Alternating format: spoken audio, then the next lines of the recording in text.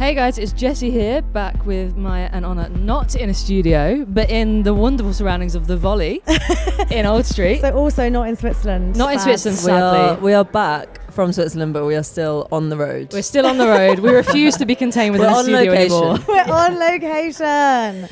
We've come to the Volley to watch the last of the 4 quarterfinals, which is France versus Germany. So it's gonna be a little two-parter, where we're going to talk through the first 3, including the trauma of England-Sweden. Oh, God. We'll go away, we'll have some beer, we'll watch the game, and then we'll come back and talk about France-Germany after the match. But shall we start at the start? Let's. With the slight drudgery of Norway versus Italy. Yes. We watched this one together in the pub, didn't we? And I have to say it wasn't the most exciting game we've ever seen. Which I think you probably, if you looked at all of the lineups of the quarterfinals, it would have been the least, yeah. Yeah. But also interesting because it could have actually really gone either way. Which I feel like a lot of these quarterfinals could go either way. But like last night, for example, Switzerland versus Spain, you think there's an obvious favourite there. There wasn't an obvious favourite. No. Although I know we all agree that Norway have been shit. Even though I backed them to go the whole way because I thought that their scamming dark arts was just too They've strong. been sneaking through. Even though their lovely kit deserved to go all the way as well. The performances maybe not, but the kit. Very nice. But I'm happy for Italy. I think they've played some really good football. They've been really organised. They've scored some really good goals. I think they've been really fun to watch. So I'm happy they're not out of the competition. Also in a tournament that's been all about people talking about the new young things like Shirton Leap. I mean, LJ is still sort of, in terms of Euros, new on the scene. Vicky Lopez has had a cameo for Spain. It was actually so lovely for it to be Girelli to get those 2 goals to send them through. Like everything she's done for Italy over however many years she's been playing. It's the crazy. Joy on her face when she scored those. I mean, that second header. Oh, They were beautiful goals, weren't they? They were beautiful goals. Gorgeous. As was Hegerberg's goal.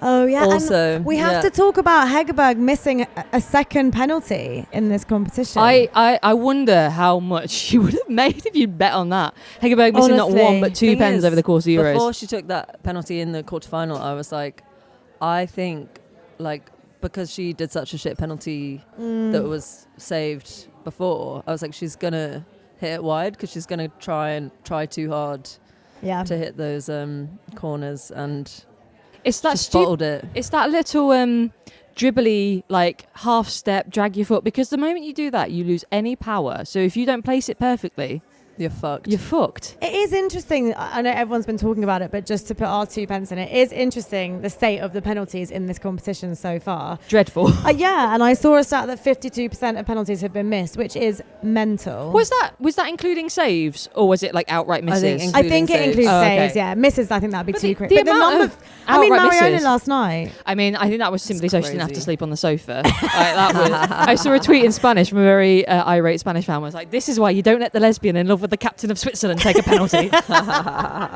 Too right. Not that Alexia Putellas got on any better.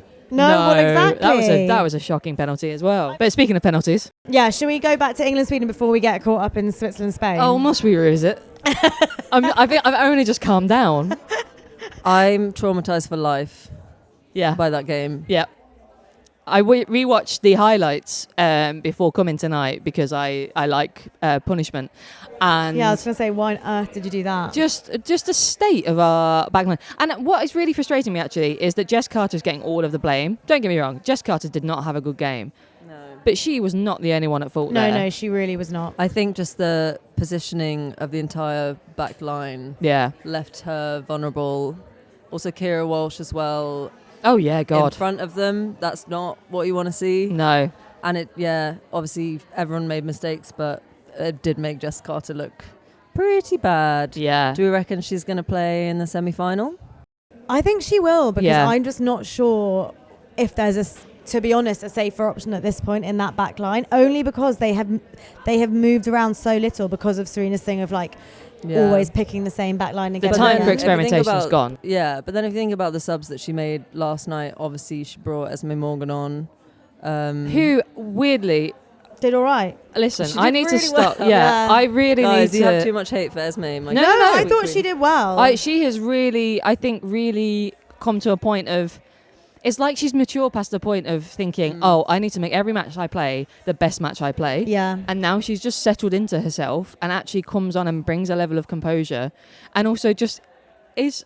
I don't know. I kind of never felt she was like up for it before. Like obviously she is as a professional footballer, pride for playing for a country. But it was like the celebrations from Esme Morgan after the game. I genuinely think that since moving to the US and playing in the US, she's become more like. I think it's been the best thing proper for English. her. I think, it's obviously just. You can even see it in the way she carries herself and speaks to the media, and like the way she's opened up and the her press conference today. Like I just was astounded by how well spoken, funny, sweet, insightful she was making loads of jokes. She was. Yeah. I was just like, and just I'm into it. So up for it after the game. Passionate, so passionate. Yeah. But I do think you'd stick with Jess Carter because I don't believe that Niamh Charles does. I think Niamh better. Charles had such a terrible time out in she didn't have a good season, but also in the group stage she really didn't have a good time on the pitch, and I think that is not going to bring the confidence we need starting her, even though it's a shame because at the World Cup Niamh Charles was unstoppable. She was so good, one of our best players actually.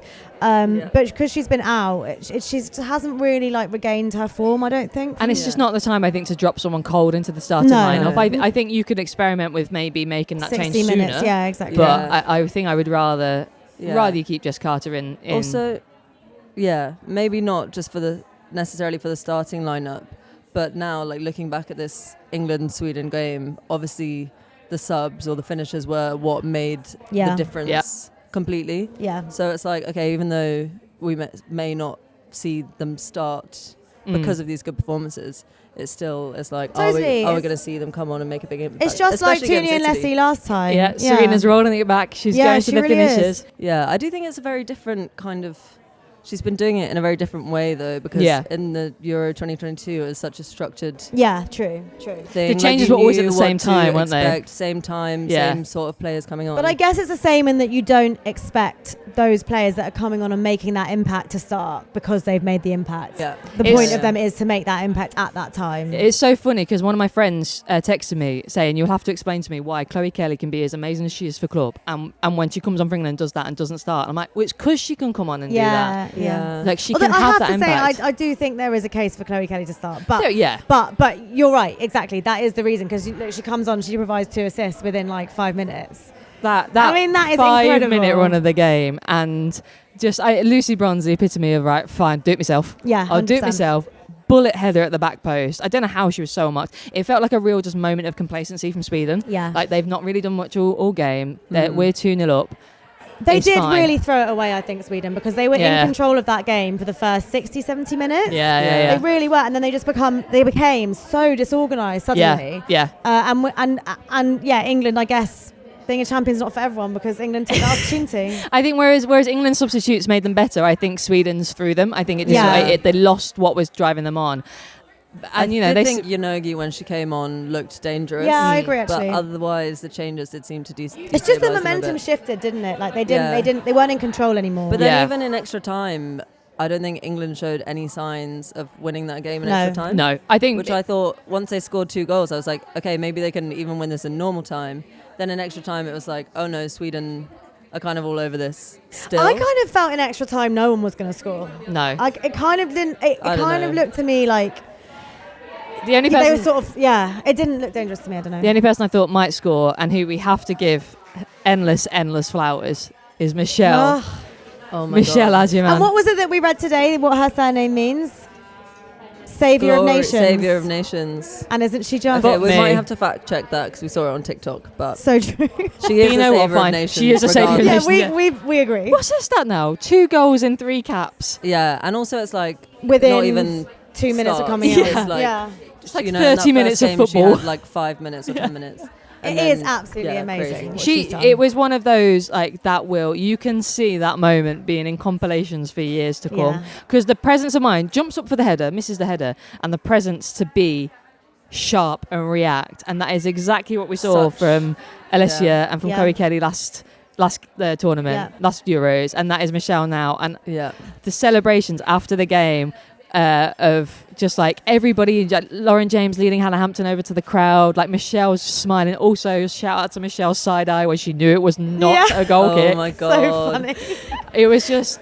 But I'm glad it's out of the way. I'm glad But our can back we goes out just, of the way. and should we quickly talk about the penalty shootout? I know we probably don't want to, but Yeah, I'm gonna say what I think it was Esme Morgan said. Someone asked, like, are you guys gonna rewatch the full game and the penalty shootout and kind of talk about where you went wrong? And she was like, yeah, we've like gone over the game, the full 120 minutes, whatever. And she was like, but the penalty shootout, I think everybody already knows what they need to work on personally from that. So I don't think we're going to go over that one as a team. And I was like, yeah, let's move on. Yeah. Draw lines with that. It's done. It's done. I did see one lovely thing before we move on to Spain, Switzerland, that Holmberg, the 18-year-old who took Sweden's last pen. I think it's lovely that also she wasn't the only one who missed, so it's not all on her. I agree. Yeah. But she plays at Hammarby, which is co-owned by Zlatan Ibrahimovic, and apparently he's been in contact with her to offer her like words of encouragement, like, you know, it's okay, like we all have these moments. And I'm like, that's a really lovely, because I thought she was fantastic against Germany the previous game. And I also think missing a penalty in that penalty shootout, when I feel like more than half of the people did, Apart from it's the kind course, of really. fine. It's just very It's the norm. unfortunate that she was the last. She was last, yeah.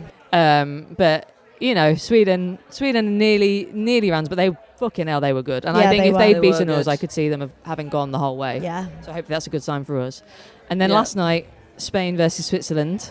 The Arsenal WAG derby. The Aston Wag derby. Yeah, the girlfriend v girlfriend. Mariona did take out Leah Volti at one point, and then did miss the penalty, I think, as like an apology.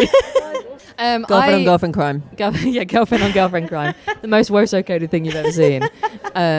There was a moment when Spain were 1-0 up where I thought there was like a 10-minute, I think it was the first, second half, thought if Switzerland get a goal here, it could be on. I thought Switzerland did themselves so proud. Oh I my thought God, they yeah. were so good in the first half. Spain could not get shots off. Like, No. Yeah. it was so impressive. They were, I don't know, again, they were so organised. Yeah. They have a lot of pace. I thought they played really, really well. I was really, unlike me, rooting for them. I was rooting for Oh, them. you finally you changed your tune. Yeah. You've seen the light. Hopped over to the correct side. Hop, Swiss. Yeah, I have. Yeah, but yeah, I thought it could have been a battering. It wasn't by any sense of the word a battering. It was really impressive. And yeah, I think it could have been Switzerland's actually. It was the moment that, especially after they missed that first penalty. especially Spain. after they missed that first penalty, and it was the moment that Alea Pilgrim was substituted on. Oh my God, And I was yeah. like, oh God, when she came on, she made such a difference last time, and then immediately broke through on Spanish goal. Yes. She is such She's an got exciting such amazing player. pace She's down so that right hand speedy. side. Yeah, she's at Roma, so she's one to keep an eye out for in the Champions League next Definitely. season. But I think Switzerland, I mean, they've hosted it beautifully. Yeah. The team has acquitted themselves so well. Like the amount of like love from the crowd in the stadium last night. It got guard of honour from. It's quite funny. Everybody kind of queuing up to ask for Alexia Putellas' shirt. Oh my God. I think Leah Volti got in there first. But like, I think it has been. I really hope it's like a big like Kickstarter for women's football in Switzerland. I think it has to be. Yeah. Like after, I don't know, you can see an instant impact. It feels like it will be like 2022 here. Yeah. Which was a huge instant impact. Yeah, obviously we won. Yeah. Oh, so Switzerland true. did really well. Yeah. And we were everyone had starting from a great bit different time. position as well. Yeah. Exactly. And I also thought with Switzerland, Pia Sundhage The only manager to have won the Euros That is mad. as a player. That's crazy. I think she's so cool. Like, she's obviously on such a journey with that team. Yeah. It means so much to her. And she's obviously a great manager. Like, Yeah. but they do have some Yeah. brilliant players, Switzerland. They do. So I'm excited for them. I was just Leah Volti yesterday. I just thought she was sick until she lost her head. She did She really really lose her head. really lost She her head. To the really whistle. did. Yeah. And That was then crazy. Can we also talk about the Maris red card? The what? The Noel Maris. So I red missed card. what happened because I looked down, God. looked up and saw her walking off the pitch telling someone to go fuck themselves. I'm not sure Yeah. it was a red. Are you sure it was a red? Not. I think it was a red. I haven't like. Was read it or heard was it a anything red about or a it. second yellow? No, it was a red. straight red. It was a But I straight think red. it was a denying an obvious goal scoring opportunity because she was like through on. Yeah, it was like. I think an obvious basically goal-scoring there was a situation where she kind of had to do it because they were going to score. Yeah. Yeah. And it was So- right at the end of the game. So. But I just love when she was It was only like, 2 minutes go- before full Yeah. I time, can't wasn't remember it? what else she said. You couldn't really tell, but she definitely said, go "Go fuck She yourself." said, "This is a fucking joke. Go fuck yourself." Yeah, baby. She is the Which I most. loved. The thing I love about Noel Maritz is she is the most overlooked scrapper Yeah. Because everyone forgets that she is always ready to go at a moment's notice. I think I forget that because she spent such a long time on the bench in her last few months at Arsenal. I kind of forgot she was so feisty. And then she went to Villa and immediately, like, first game, almost like lamped about 3 Arsenal players. And the Riz. Yeah, Noel Mariz. Crazy. And, Did you make that up? No. No, baby, where have you been? Did you not see her charming Jessica Silva? Was it in the World Cup? And Jessica Silva was like... That actually makes me like blush when I watch it. It is the smoothest thing you've ever seen. I need to go look that up. You should go look that up. Oh, when Claudia Pina scored a banger, but that's sort of part of the course at this point. Guys, I was in the pub watching the game, and when Pina scored, I was at the bar. And I was like kind of watching them show the replay. And there was this group of like 5 lads standing next to me, and they all were watching the replay of Pina's goal up on the screen. And then they were just like all kind of looked down and was silent. And one of them was like, "Oh." That was decent. I was like, yeah. Yeah, women are good at football. That was a good goal. It was so funny, like watching them see a woman be good at football and wake up. That it's 2025, hun. Welcome to the club. Score screamers. Welcome to the WOSO community. Yeah, I'm sure when we come to picking out our screamers of the groups and the knockouts, there'll be a few Pina goals in contention. But should we get a fresh pint and go and watch France versus Germany? I just need to quickly shout out that Honor's actually in a full France tracksuit. Oh yeah, photos of which shall be posted. We will get a snaps. pic, yeah. In full support, so hopefully it's not a curse. Oh, we met a very lovely German man in the pub last night watching the Spain-Switzerland game who spoke not very many words of English, but we managed to communicate how excited he was for the Germany game. He was like, Brand? Ball? Good? And then he was trying to teach us a FC Kaiserslautern chant, and he was like, the women low but coming. And I was like, brilliant, I'm on the Kaiserslautern train now. Journey. So who are we all supporting? I think because of my lovely Kaiserslautern friend last night, I'm supporting Germany. Okay. I'm supporting France. I think the reason I'm supporting France is that even though I predicted Germany to win the Euros, Same. I now desperately want England to win. And I think England playing France in a final, if we get there, there's just that kind of layer of like I actually don't agree. Like, I we've think done it. I think we've done it against Germany. It was narrow. It was 2-1. Like it was I don't know, but the speed of Switzerland, Germany could just Sweden last night cooked us. I think we're bad against speed, and that is France. I'm supporting France because I love France and my dad lives in France. But I think you're right. I don't want to play them. I think there's an element like tactically where we can go back and be better prepared. If we think back to the Nations League last summer where we played France at home in Newcastle on St James's Park, we were there. It was bleak. And then like that was a lovely trip. Stories of that trip have yet to be told on air. That was a great trip. But anyway, then we played France again the next week. We went back there and we fucking smashed them. So True. That's so true, actually. And a narrative of starting with a loss against them and then winning the whole thing against them. Exactly. I still have a little bit of fear. So I just feel like Germany have been a bit weird this tournament, so I feel like we could catch them on a good day. They have been a bit off. The narrative of beating France in the final, presuming we get there, would be delicious. Yeah, fingers crossed. Okay, we'll check back in a bit, guys. Yeah, let's go get a pint. We're back. We are back, and Germany are so back. Oh my God, Germany is so back, and it's so over for France. It's so over, guys. What the fuck? What a crazy fucking game. That I cannot believe that France played against 10 German players for over 100 minutes. If I were French, my head would be on another planet right now. It's in another fucking universe. What the hell? But watching that game, it didn't look like they were playing against 10 men. They were making such a fucking meal out of it. And Germany just absorbed that. That is the most, like, the biggest concerted defensive shift from Germany. And against France, it was like they had no game plan. It was like they had a game plan for the first 15 minutes against 11 players, and then the moment they had a bloody, like, outnumbered them, they went, let's just try and buy it. It was so frantic. It was so interesting. I thought as soon as Germany went a player down, it's like, okay, usually at this point, maybe you'll see a sub, like a bit of a formation change. And it was like, oh no, we keep doing what we are doing. Yeah. And we will score. Yeah. And we will make it. We will just... I mean, and the fact that not only did they get a player sent off, they also, in a game they started with their third choice right back in Linda, then had to go to their fourth choice right back when Linda got injured and had to come off in like the 19th minute. It's crazy. This game was there for France to take. Yeah. And what are they doing? But it's crazy because I don't think you can even say that France didn't play well because they played beautiful, beautiful football. But it was just what Germany could do to stop them was like another level of resilience. It really felt like they were convinced. I just don't know if it was like gut instinct where France kept trying to put in these high balls because they were like, we're used to having players in the box. Yeah.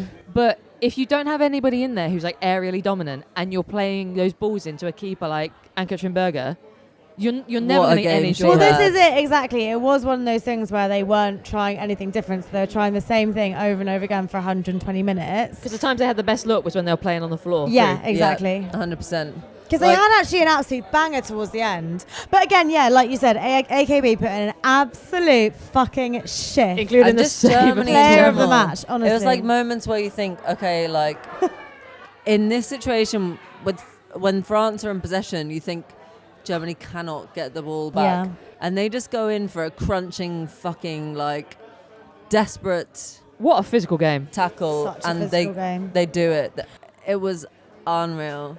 It was, I mean, penalties are dead. Not like in-game penalties are dead because we had another penalty miss. Can't believe that. Sorry. Could score a goal. Not okay.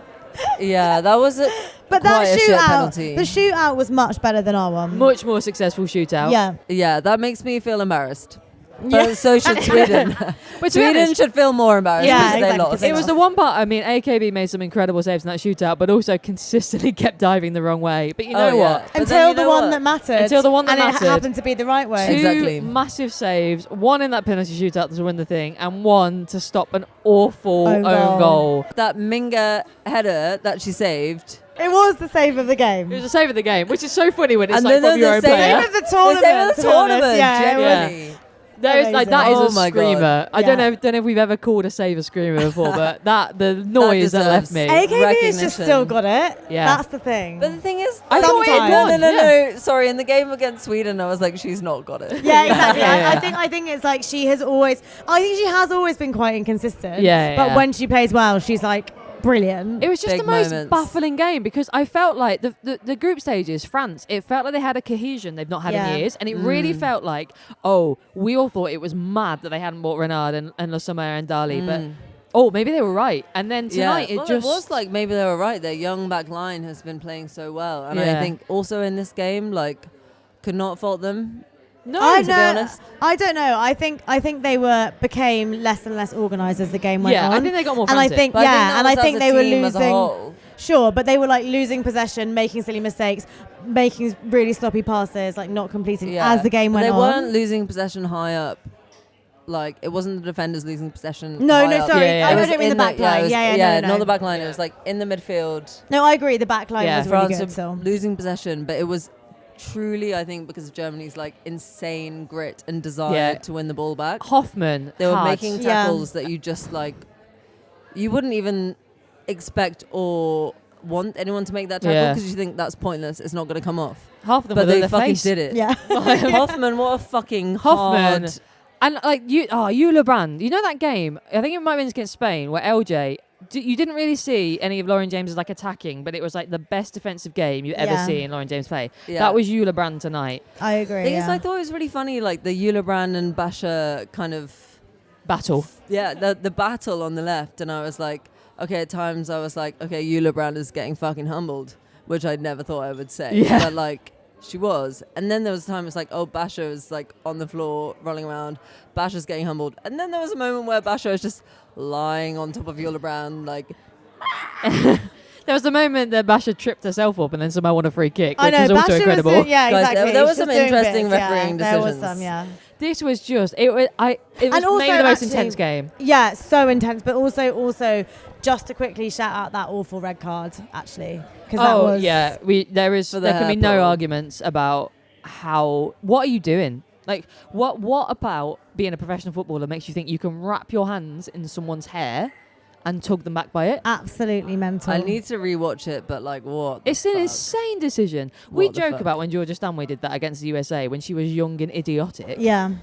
But that is not a decision anybody on that pitch should be making. There was some interesting refereeing decision. There was some correct, like, I think there was some good uses of VAR. There was I can't remember whose goal it was. It was... Yeah, it was very offside. Yeah. That was disallowed. Yeah. I think really 100% good I use. thought that was... Immediately I thought that was going to be rolled off. Yeah. Because of... Don't slate me, I don't remember her name. France number 2 Yes. was completely obstructing AKB to be able to get up and save the next again. shot. Yeah. So it was a correct decision. That was completely fair. And it's not often that those kind of offsides, which is when a player is supposedly or not obstructing a keeper, it's not often that I think they were obstructing the keeper, but in this case it was obvious. That was a clear cut. Like AKB had to jump to make a save. That And you know what? To. That saved the game because it gave us a lot more minutes of exciting football. A lot more minutes. And some fucking crazy pens. A lot more minutes than you banked for, eh, Maya? What time's that flight? So Maya's got to get up at 4:30 in the morning tomorrow. Yes, I've got a flight to visit our teammates. Have you figured out how you are going to watch the England semi-final in Orkney? So we're going to be on this one very small island. In Orkney, in Scotland. Yeah, we're going to be on this one tiny island which has one pub. And we get there the day before the game. So my idea is to go to the pub on the Monday, sweet talk the landlord, and hope. Otherwise it's going to be an iPhone business. I don't know if I'm going to have good enough signal. We're literally staying in like a pod on a beach. I'm staying in a pod with Georgia. Oh, maybe it's on Sunday. Yeah. It must be the same one. The same Well, you pod. can test out the signal. The pod girlie is staying in a pod. I'll let you know how the pod is. I feel like I need to go book a stay in this pod now. I'm feeling very left out. It's definitely the same one because Sunday's tiny. It's tiny. It's literally a strip of sand. Who knows? So Maybe that you're is where I'm surprised that gonna there be. might be a thriving Screamers fan base there, and you'll get there and they'll be like, "We've already lined it up on the TV It for sounds you." like Scotland. So yeah. How's your touch? Put in a good word for us. I'm sure you all know each other. So shout out How's Your Touch because they've actually been so supportive of all our Euros joy. They have, despite it's very good being of them. Scotland fans. Yeah. Also, quick note on Sunday, you do have to text Jeff to tell him when you're getting off the boat so that he can bring the island minibus. We'll to find meet that you. out when we book. We haven't booked yet. I'll send you his number. And that's, helpful information for anyone listening. If anyone else wants to go to Sunday, off yeah, the we'll mainland give you an in Orkney review in a future ep. Screamers of Orkney. 2 out of 3. Separately. But I guess we should probably wrap up so you can go and get a few hours of sleep Thank before you head off. Thank you, Jessie. What a fucking batch of quarterfinals. Wow. Okay, so semi-finals, guys. Italy, England. That's going to be... We can't be trusted to make any mental. predictions. Can't be trusted, but I'm obviously backing England. Yeah. Unsurprisingly. It's the... After coming through, that's the kind of game that sets up momentum. So after coming through that, you would think Germany would have a strong chance against Spain. Yeah. Apart from the fact that they all seem absolutely dead on their legs. I mean, especially they have They've all been 11 knocked players about a this bit. time. Yeah, true. For most of the game, at least. I think Germany-Spain will be a great game. I think it'll be a great game. Yeah. Yeah, so England-Italy on Tuesday, which Maya's going to hopefully watch in a pub, and Germany-Spain on Wednesday, which... Probably on the iPhone if I can get signal. Probably on the iPhone somewhere in this. Guys, I am so excited, but I'm also so sad that the Euros are nearly over. They're not. It's not about being over. It's about reaching its like peak. Maybe the real... Yeah, you got to reach that summit of emotions. Yeah, it's all about the summit of I've emotions. already been to the summit of emotions, guys. Yeah, it's so sad we're not I've there been to the Yes. Letzgrund and the Wankdorf. I keep looking up the cost of flights to Zurich, Same. to Basel Same. for a 24-hour trip. Same. It's You know not what, guys? out of the... Catch me in fucking Basel. I okay? think it's out of my budget. Sadly. Well, you'll I find think it's out out. of my sensible budget, yeah. You'll find out next step if we're going to Basel or not. All right. Anyway, guys, that's all we've got time for on Screamers this week. But Maya is rapidly wrapping us up. Anyway, guys, that's it. That's all we've got time for. But I'm We'll not be sure back. when you want that to be back. We'll be back at some After some way. semi-finals. I'll After be the back after semi-finals. the semis, Yeah. and then you will find out whether we're going to Basel or not. Yes. But until then, you can follow us on TikTok, Instagram, see all of our latest WAFCON apologies at @screamers_pod, or you can email us at screamerspod@gmail.com. You can also listen to our pod on Spotify, Apple, or anywhere else, and subscribe so that you're the first to know when a new ep drops, because especially right now, they are dropping at like random hotcakes. times. Yeah. Like hotcakes. There's an ep every other day. Who needs a schedule? And also, big thank you. We shout them out at the start, but big thank you to the Volley for hosting our podcast this evening and putting on a lovely, lovely evening of football. It's been iconic. I have to say. It's been iconic. All right, guys. Bye. Bye. Love you.